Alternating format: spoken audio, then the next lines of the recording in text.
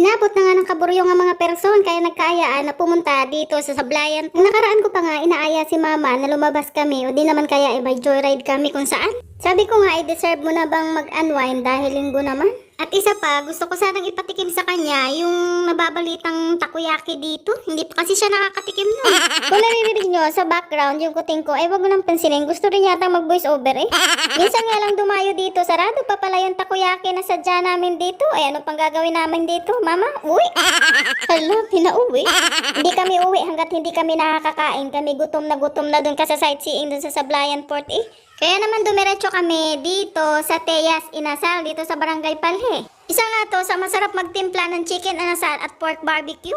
Kaya naman kung hindi ka pa nakakakain dito, ay ewan ko lang, baka alien ka. Ala siya. So nandito na nga kami sa loob ng Teyas Inasal at syempre order na agad kami. Kung mahilig ka sa bagoong o meron ditong tinitinda silang balitsaw o luto na, kakain ka na. Basta bayaran mo lang, 150 pesos lang yan. So meron nga silang combo meals dito na thigh part, wings, legs, breast.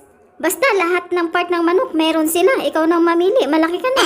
May kasama ng 1 cup rice yon at syempre may drinks na. 200 pesos yung combo meals nila dito. Sulit na. So dahil mahilig kami sa pakpak, kaya wings na yung in-order namin. Sa kulay pa lang talaga ng wings talaga namang malalaway ka.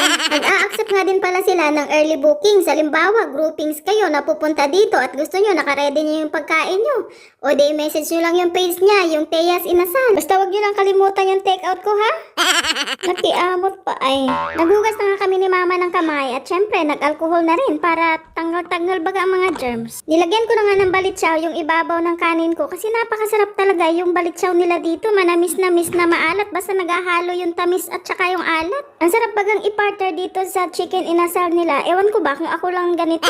Kahit nga siguro sa bahaw ay masarap ding itoppings to. Nakatatlong beses na nga kaming kumain dito ni mama pero simula noon at hanggang ngayon hindi pa rin nagbabago yung lasa ng chicken inasal nila. Tamang-tama to, kung may date ka ngayong Valentine's, mag-booking ka na dito, lalo na kung sakto lang baga ang budget ko. O habang kumakain nga kami dito, magpapasalamot muna tayo sa nagsusuporta sa ating vlogs.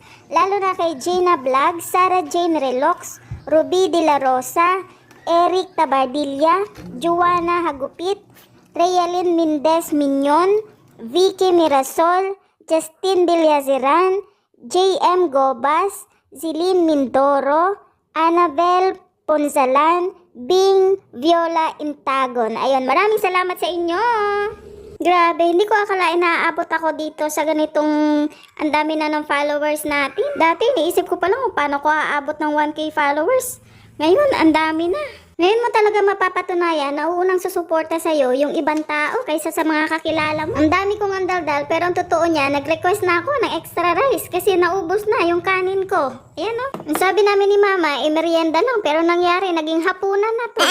Okay na rin yan para pagdating sa bahay, tulog na lang. Wala nang luto-luto kasi mga tamad namang magluto mga to. Kaya magagabi na nga, patapos na kami dito. Kaya tinake out na rin namin pati buto. O yun lamang, maraming salamat sa panonood nyo. Bye!